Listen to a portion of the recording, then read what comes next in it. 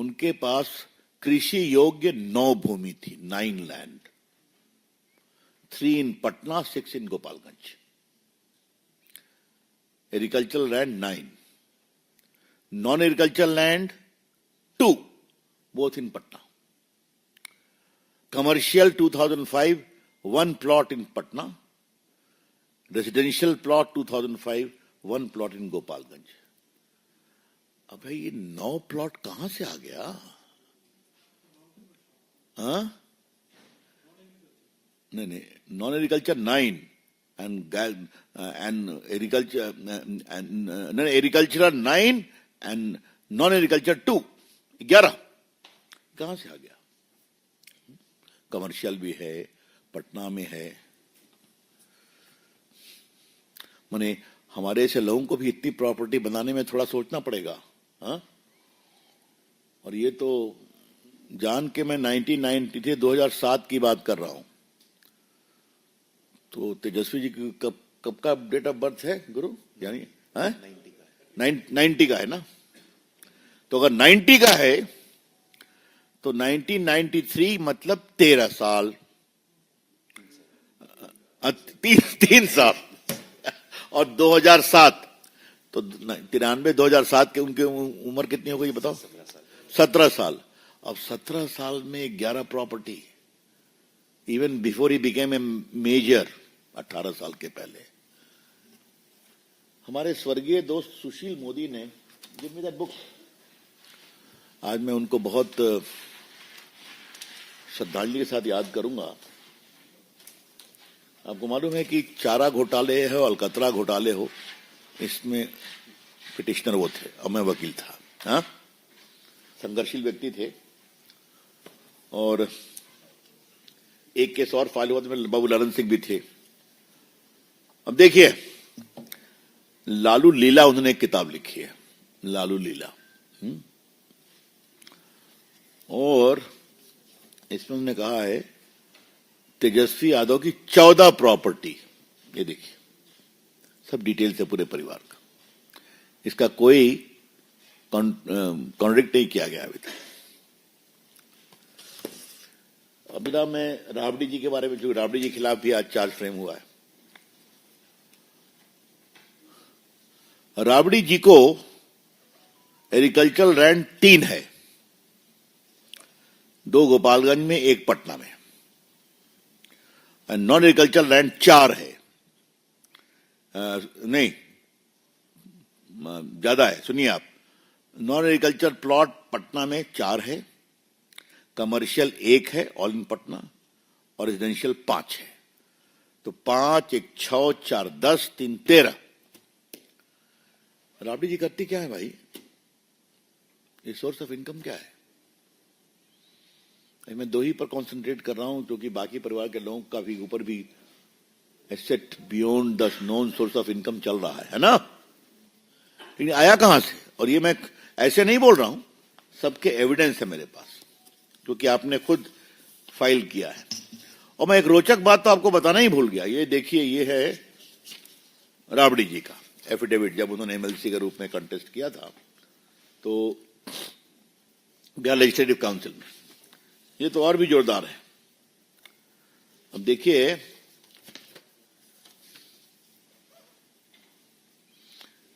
उनके पास कम से कम 1, 2, 3, 4, 5,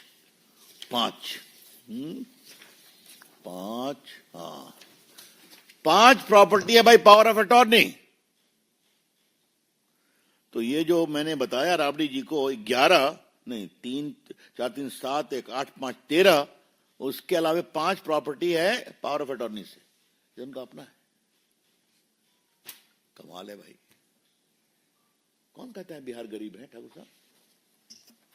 बताइए, कमाल है।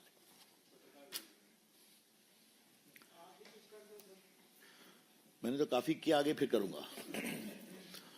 तो मेरा कहना है कि आज जब कोर्ट ने फ्रेम किया है कि लूट किस प्रकार से हुई, तो इस लूट की कहानी को बताना जरूरी है। मुझे लालू जी और तेजस्वी जी से कुछ सवाल पूछना है। राबड़ी जी तो पूछने की हिम्मत नहीं कर सकता, क्योंकि फिर तो चलिए, उनकी माता जी है, मैं क्या बोलूं। ये बिहार में हर परिवार को नौकरी देने का झांसा किस बिना पर दिया जा रहा है? और बिहार के निवासियों, अगर यही इनका मॉडल है ना, तो आपसे भी जमीन छीनी जाएगी। नौकरी तो मिलेगी नहीं, जमीन छीनी जाएगी आपसे। इस झांसे में कभी नहीं आना। बिहार के मेरे भाइयों और बहनों, बुजुर्गों, नौजवानों, कभी तेजस्वी यादव के वादे के झांसे में मत आना। नौकरी तो मिलेगी नहीं, तुम्हारी जमीन छिन जाएगी, क्योंकि ये इनका टाइम टेस्टेड मॉडल है। दूसरी बात मुझे कहनी है, यही आपका गवर्नेंस करेंगे आप? यही बिहार का विकास करेंगे आप? बिहार को आगे बढ़ाने का ढोंग कर दें आप? ये गलत है। हम इसकी बहुत ही भर्त्सना करते हैं। और आज ये जो प्रक्रिया शुरू हुई है, ये अपने तार्किक लक्ष्य पर जल्दी पहुंचे, ये हम अपील करेंगे। और एक बात ध्यान रखिए, ये सब कुछ कोर्ट के सुपरविजन में हो रहा है। सब कुछ 17 सीबीआई ने जांच किया, बाकी किया, आज कोर्ट ने चार्ज फ्रेम किया, अब ट्रायल होगा। तो मित्रों, आज बहुत ही ऐतिहासिक दिन था और इस परिवार की भ्रष्ट आचरण की कलई एक बार और खुली है। ये विषय बिहार में और घूमेगा और बिहार की जनता जरूर सोचेगी, हमें पूरा विश्वास है। अब वो चलिए, वो तो कोई अनपेक्षित नहीं है, अस्वाभाविक नहीं है, बस इतना जान लीजिए आप। भ्रष्टाचार तो कांग्रेस पार्टी तो उसकी क्या बताएं, हाँ?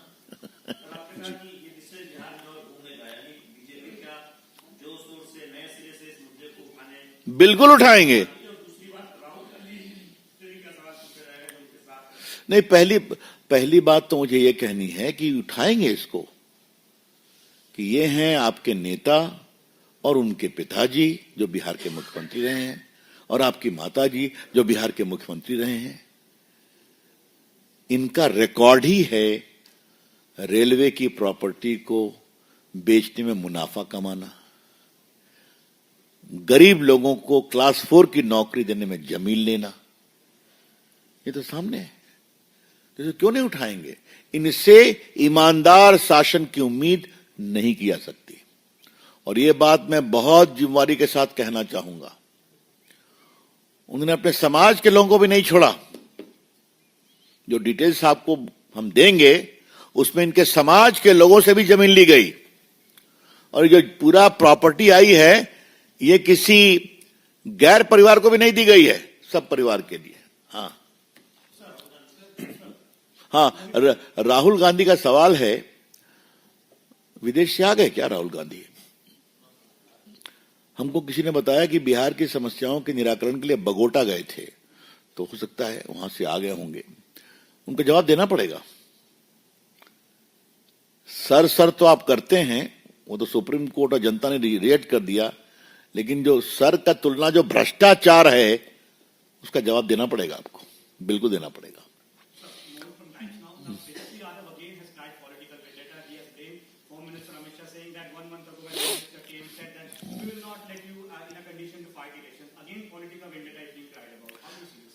I can only say it is utter nonsense. The CBI investigated, and for the kind information of Mr. Tejasvi Yadav, the CBI had filed the charge sheet much before his claim. Today the charges have been framed based upon evidence. और जैसा मैंने पहले कहा, जब चारा घोटाले की लड़ाई हम लोग लड़ते थे, तब भी यही शब्द का प्रयोग लालू प्रसाद जी उनके सपोर्टर्स करते थे। तो मैं कहूंगा कोई नई शब्दावली ढूंढे। हाँ, last question sir. Tejashwi Yadav, you mentioned about him. He again praised showers on Lalu Prasad Yadav. He said that he was the person who gave railways a 90,000 crore profit. He was the one who who reduced the fares of the railways, and students came from Howard and IIM to study from Lalu Prasad Yadav ji.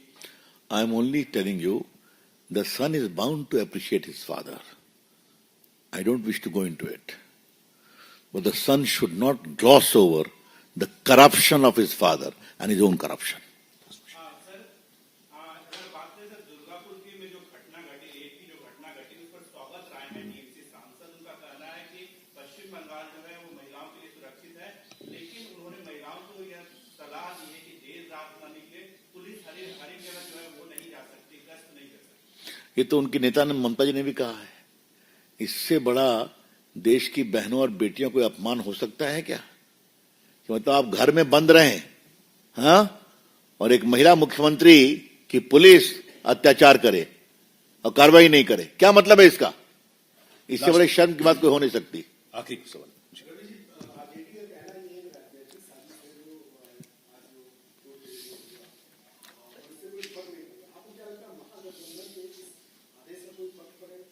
Bihar की जनता बहुत समझदार है, समझती है, हाँ, इतना ही कहने है। वो सच को सच समझती है, झूठ को झूठ समझती है और भ्रष्टाचार के खिलाफ रहती है। और इस बात को आप कभी नहीं भूलिए कि चारा घोटाले के बाद लालू प्रसाद अपनी अकेले सरकार कभी नहीं बना सके। जो मेरी बात समझ रहे हैं आप, इस बात को ध्यान रखिए। हाँ, ये खास करके आपको याद होगा 95 में जीते थे और उसके बाद जजमेंट आया था हाई कोर्ट का और उसके बाद की कहानी आपको मालूम है। अखिलेश प्रसाद का एक वक्तव्य आया है, वो कह रहे हैं कि जो ये लालू प्रसाद पर जो ये मामला है इसका कोई बिहार में इम्पैक्ट नहीं होने वाला है।